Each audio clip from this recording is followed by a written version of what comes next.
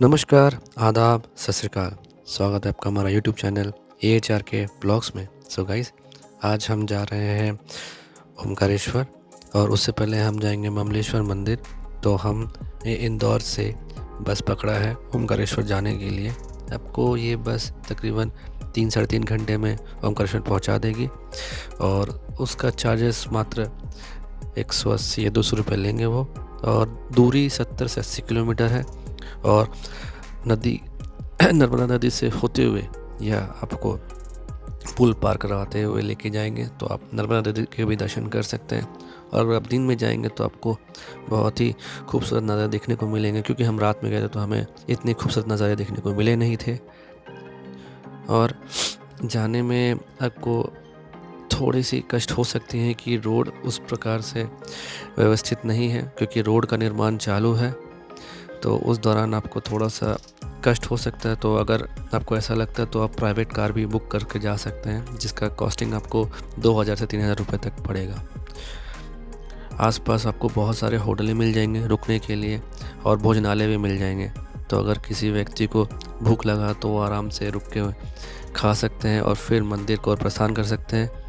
So guys, जैसे ही आप ओमकारेश्वर पहुंचेंगे वहाँ पे आपको 2 बस स्टैंड दिखेंगे, एक नया बस स्टैंड, एक पुराना बस स्टैंड। तो अभी आप जो देख रहे हैं मेरे लेफ़्ट साइड में, वो नया बस स्टैंड है। और यहाँ से तकरीबन 3 किलोमीटर दूर पे आपको पुराना बस स्टैंड मिलेगा। तो पुराना बस स्टैंड से मंदिर की जो रास्ता है वो ममलेश्वर जाने का या ओमकारेश्वर जाने का बहुत ही सामने है। तो कोशिश कीजिएगा कि आप पुराने बस स्टैंड के सामने ही अपना होटल ले। आपको होटल देने के लिए वहाँ पे कई लोग मिल जाएंगे और 500 से 700 रुपये में आपको सस्ता सविस्ता अच्छा होटल मिल जाएगा रहने के लिए। तो कोशिश कीजिएगा कि आप मंदिर के सामने ही होटल लें, ताकि आप दर्शन आराम से करके तुरंत वापस आ सकते हैं। और इसके उपरांत आप आगे चलिएगा तो आपको अच्छे भोजनालय भी मिल जाएंगे खाने के लिए पुराने बस स्टैंड के सामने ही। और कई सारे बंदर भी आपको देखने को मिल सकते हैं, तो बंदरों से थोड़ा सा सावधान रहे आप। चलिए, अब आप एंट्री ले चुके हैं।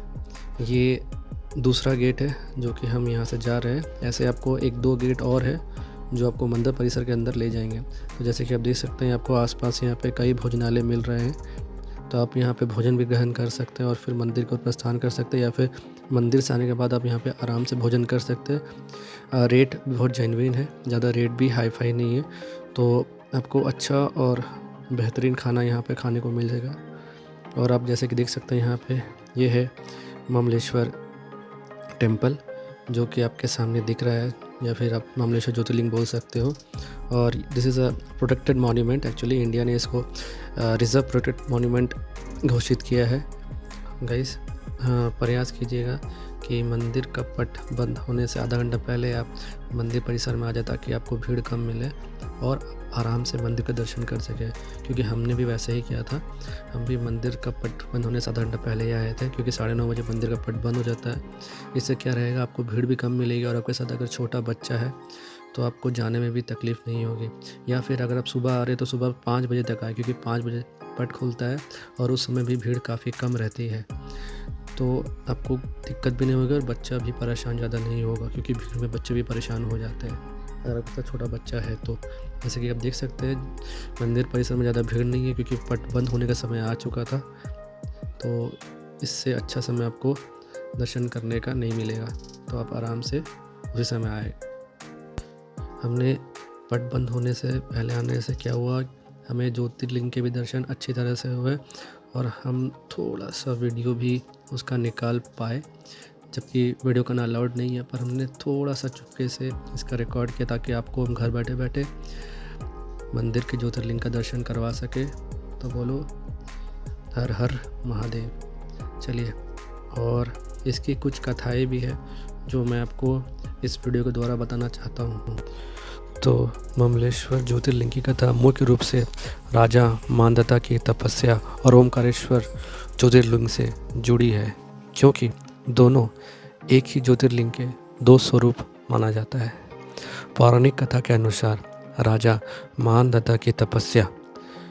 पौराणिक कथाओं के अनुसार भगवान राम के पूर्वज राजा मांधाता ने नर्मदा नदी के तट पर स्थित विंध्य पर्वत पर भगवान शिव की कठोर तपस्या की थी। राजा की भक्ति और तपस्या से प्रसन्न होकर भगवान शिव ने उन्हें दर्शन दिए। राजा मानवता ने महादेव से प्रार्थना की कि वे भक्तों के कल्याण के लिए उसी स्थान पर स्थायी रूप से निवास करें। राजा की इच्छा स्वीकार करते हुए भगवान शिव 2 रूपों में वहाँ विराजमान हुए, एक ओमकारेश्वर और दूसरा ममलेश्वर। नर्मदा के दक्षिण तट पर स्थित ममलेश्वर और द्वीप पर स्थित ओमकारेश्वर अलग अलग दिखाई देने के बावजूद इनकी गणना एक ही ज्योतिर्लिंग के रूप में ही की जाती है। यह भी माना जाता है कि ममलेश्वर मंदिर का निर्माण महाभारत काल में पांडवों के भाई नकुल ने करवाया था। एक अन्य कथा के अनुसार विंध्याचल पर्वत को अपनी महानता और पर अभिमान हो गया था। नारद मुनि ने उसके अहंकार को देखकर उससे कहा कि वह मेरु पर्वत से श्रेष्ठ नहीं है। इससे दुखी होकर विंध्याचल ने भगवान शिव की उपासना की ताकि वह मेरु से भी बड़ा हो सके। शिव ने उसकी तपस्या से प्रसन्न होकर उसे वरदान दिया और 2 ज्योतिर्लिंगों के रूप में यहाँ स्थापित हुए। उन्होंने कहा कि एक ज्योतिर्लिंग ओमकारेश्वर पर्वत पर रहेगा और दूसरा नर्मदा के दूसरे तट पर, जिसे मामलेश्वर कहा गया। एक और पौराणिक कथा के अनुसार देवों और दानवों के बीच भीषण युद्ध हुआ, जिसमें दानवों ने देवों को परास्त कर दिया। पराजित देवों ने भगवान शिव से सहायता मांगी। उनकी प्रार्थना सुनकर शिव ने ज्योतिर्लिंग के रूप में यहाँ प्रकट होकर दानवों को हराया और देवों को विजय दिलाई। जैसे कि मैंने आपको पहले बताया था, महाभारत काल की एक लोक कथा के अनुसार वनवास के दौरान पांडवों के भाई नकुल ने मामलेश्वर मंदिर का निर्माण कराया था। अब इसके ऐतिहासिक और धार्मिक महत्व। मंदिर का मूल नाम अमलेश्वर या अमरेश्वर था, जिसका अर्थ है अमर देवताओं के स्वामी। यह नाम बाद में जन सामान्य में ममलेश्वर हो गया, जिसका अर्थ है मेरे ईश्वर। 2 ज्योतिर्लिंग एक ही दर्शन। ओमकारेश्वर ज्योतिर्लिंग मानदता द्वीप पर है, जबकि ममलेश्वर मुख्य भूमि पर स्थित है। यह माना जाता है कि दोनों मिलकर एक ही ज्योतिर्लिंग के 2 रूप है और ओमकारेश्वर की यात्रा ममलेश्वर के दर्शन के बिना अधूरी मानी जाती है। आदि शंकराचार्य से जुड़ा भी यहाँ पे एक कथा है। तो ये माना जाता है कि आदि शंकराचार्य ने ओमकारेश्वर ने अपनी गुरु गोविंद भगवत पाद से दीक्षा ली थी।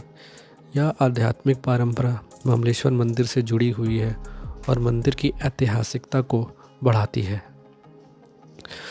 वास्तुकला के अनुसार यह मंदिर 10वीं शताब्दी का है और चालुक्य काल की उत्कृष्ट नगर शैली की वास्तुकला को दर्शाता है। मंदिर के बाहरी दीवारों पर पौराणिक कहानियाँ को दर्शाती हुई नक्काशी और सुंदर स्तंभ है।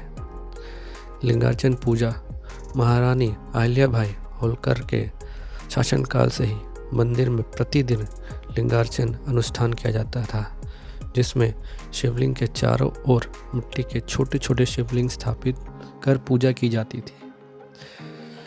ऐतिहासिक शिलालेख।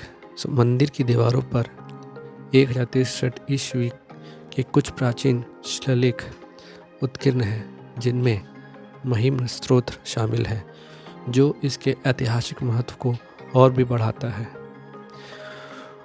कम भीड़। मुख्य ओमकारेश्वर मंदिर की तुलना में ममलेश्वर में भीड़ कम होती है। यह भक्तों की शांतिपूर्ण और एकाग्र दर्शन का अवसर प्रदान करता है।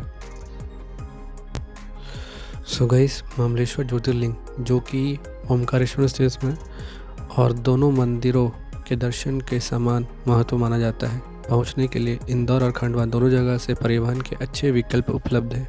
अगर आप इंदौर से ममलेश्वर ज्योतिर्लिंग जाना चाहते हैं तो वो लगभग 77 से 80 किलोमीटर दूर स्थित है।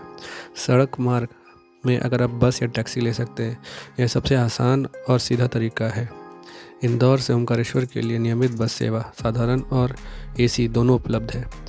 आप एक टैक्सी या कैब भी किराए पर ले सकते हैं, जिसमें लगभग आपको 2 से ढाई घंटे का समय लगता है। अगर आप रेल मार्ग लेना चाहते हैं तो इंदौर एक प्रमुख रेलवे स्टेशन है। ओमकारेश्वर रेलवे स्टेशन सबसे नज़दीकी स्टेशन जो मंदिर से केवल 12 किलोमीटर है। आप इंदौर से ओमकारेश्वर रोड के लिए ट्रेन ले सकते हैं और फिर वहाँ से टैक्सी या ऑटो ले सकते हैं। हवाई मार्ग की बात करें तो देवी अहिल्याबाई होलकर हवाई अड्डा सबसे नज़दीकी हवाई अड्डा है, जो लगभग 77 किलोमीटर दूर है और हवाई अड्डे से आप टैक्सी किराए पर ले सकते हैं। खंडवा से अगर आप महाबलेश्वर आ रहे हैं तो खंडवा महाबलेश्वर मंदिर से लगभग 70 से 71 किलोमीटर दूर स्थित है।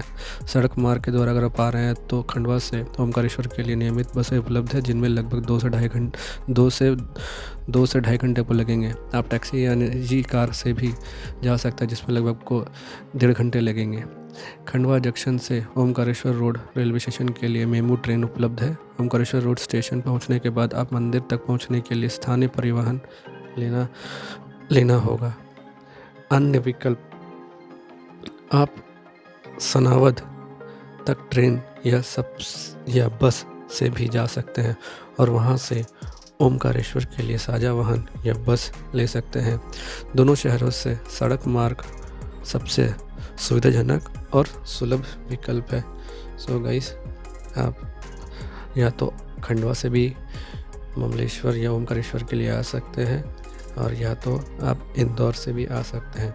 दोनों ही तरफ से आपको अगर आना हो तो सड़क का जो रास्ता है वो सबसे बेस्ट होगा, क्योंकि आपको लगभग 12 से 13 किलोमीटर आपको स्टेशन से बस के द्वारा या टैक्सी या ऑटो के द्वारा आना ही पड़ेगा। तो डायरेक्ट ट्रेन ओमकारेश्वर तक के लिए नहीं है। So the best option will be going through बस और टैक्सी। चलिए, अभी आप जो देख रहे हैं ये रोड का मार्ग है, जो कि अभी भी बन रहा है, पूरी तरह से बना नहीं है और आपको आसपास बहुत सारी घूमने की जगह भी मिल जाएंगे। तो आप ऑटो बुक करके घूम सकते हैं और सामने आपको एक शायद वाटर पार्क भी है, जो कि आप देख पा रहे होंगे इस वीडियो के द्वारा। So that's all about this video. अब हम इस वीडियो को यहीं पर समाप्त करते हैं। Thank you. सो गाइस, हम अपना ब्लॉग अब यहीं पर समाप्त करते हैं। Thanks for watching this video. ऐसे ही मेरे वीडियो को लाइक कीजिए, शेयर कीजिए, सब्सक्राइब कीजिए और अपने दोस्तों और रिश्तेदारों में इसको फॉरवर्ड कीजिए। तब तक के लिए मैं AHR के blog signing off from this video. Thank you, शुक्रिया, खुदा हाफिज़ और हमें रहे प्यार के। फिर मिलेंगे चलते चलते, तब तक के लिए बाय।